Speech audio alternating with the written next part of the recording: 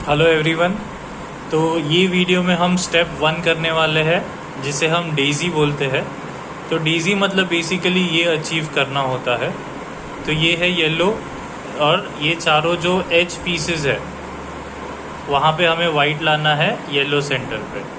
तो अब अपना क्यूब ले लीजिए और इसे मैं कैसे भी घुमा देता हूँ रैंडमली।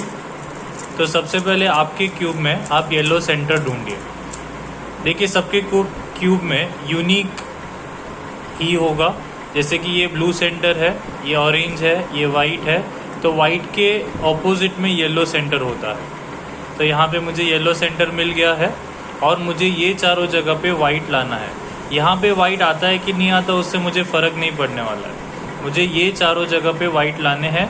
यहाँ पे वाइट आया तो भी ठीक है, नहीं आया तो भी ठीक है, बट आपको चारों एजेस जो है वो वाइट होने चाहिए और सेंटर जो है वो येलो होना चाहिए। तो चलिए देखते हैं अब ये कैसे करना है। तो आपको देखिए क्लियरली दिख रहा है कि ये जो है ये एच पीस है। अच्छा, एक और बात ध्यान रखिए कि वाइट के 4 ही एच पीसेस हो सकते हैं। वाइट के ही नहीं, कोई भी कलर के सिर्फ 4 एच पीस होते हैं, 4 कॉर्नर पीस होते हैं और एक सेंटर होता है।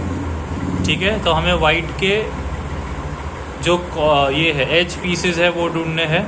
तो आप देख सकते हैं कि एक एज यहाँ पे है और ये येलो है। तो क्लियरली दिख रहा है कि अगर मैं सिर्फ इसको इतना करूँगा तो ये मेरा काम हो जाएगा।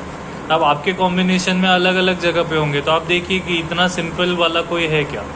तो ये सिर्फ यहाँ पे इतना ट्विस्ट कर रहा हूँ तो आप देख सकते हैं कि ये मेरा दूसरा एज आ चुका है। अब तीसरा ढूंढने के लिए यहाँ पे देख सकते हैं, यहाँ पे एक एज है और ये भी क्लियरली दिख रहा है कि सिर्फ इतना रोटेशन करने पे वो बैठ गया इजीली। अब चौथा हम ढूंढते हैं। चौथा यहाँ पे है। आप देख सकते हैं कि अगर मैं इसे ऐसे करूँगा तो ये वाला हिल जाएगा। तो ऑब्वियसली इसे यहाँ पे नहीं लेके आ सकते। अगर लेके भी आ गए तो आपका ये हिल जाएगा। तो हम क्या करेंगे, उसे आप उस तरह से रोटेट कीजिए कि ये कॉम्बिनेशन अफेक्ट ना हो। तो ऊपर वाले को रोटेट कर लीजिए। ऊपर वाले को रोटेट करते करते यहाँ पे पहुँच गए। अब ये यहाँ पे है, अगर मैं इसे ऐसे करता हूँ तो अब ये यहाँ पे बैठ गया है।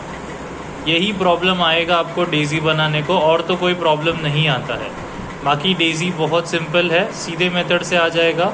या तो वो यहाँ पे आके अटक जाएगा, कभी कभी वो यहाँ पे भी आके अटक जाता है। तो ये कोई बड़ी बात नहीं है, आप यहाँ तक तो लेके ही आ पाएंगे। अब इसको यहाँ पे कैसे लेके आने का, इसका सिंपल ट्रिक है।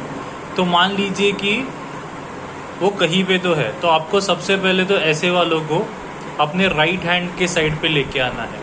राइट हैंड के साइड पे आपको इसे लेके आना है। तो सपोज़ ये ऐसा है, मान लीजिए ये इसे मैं फेस कर रहा हूँ। तो अगर मैं इसे फेस कर रहा हूँ, सॉरी ये मेरा टॉप है, तो ये मेरा फेस है, ये राइट है, ये लेफ़्ट है।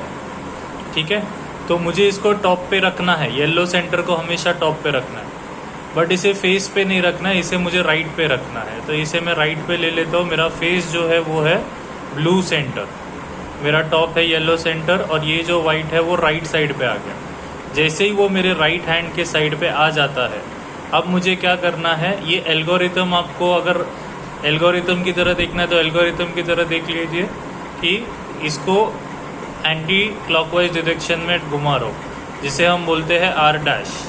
तो सबसे पहले आपको आर डैश करना है। उसके बाद आपको ये जो टॉप है, टॉप को ऐसे घुमाना है क्लॉकवाइज। ठीक है, मैं आपको रिपीट कर देता हूँ। सबसे पहले ये जो है उसे आर डैश करना है, फिर जो टॉप है उसे क्लॉकवाइज घुमाना है, और फिर ये जो फ्रंट है, अपना जो फ्रंट है ब्लू सेंटर, उसे ऐसे एंटी क्लॉकवाइज घुमाएंगे। तो आप देखेंगे कि आपका वो जो पीस जो यहाँ पे था, ये ग्रीन की जगह पे, वो यहाँ पे आ चुका है। चलिए मैं आपको वापस बता देता हूँ कैसे किया मैंने। ये सिचुएशन था हमारा, ध्यान से देखिए, ये सिचुएशन था।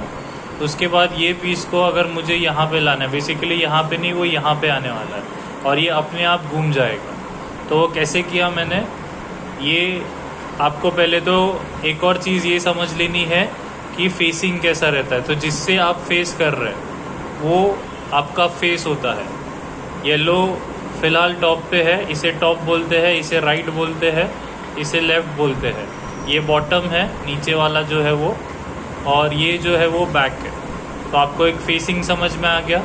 तो हमेशा ये जो है राइट पे, अगर ऐसा है तो नहीं करना है आपको, इसे ऐसा घुमा के उसे राइट पे लेके आना है पहले तो, और उसके बाद आर डैश करना है, मतलब राइट वाले को एंटी क्लॉकवाइज घुमाना है, फिर टॉप वाले को क्लॉकवाइज घुमाना है, और फिर फेस वाले को एंटी क्लॉकवाइज घुमाना है। तो एल्गोरिथम है R dash U F dash. मैं वापस बता देता हूँ आपको।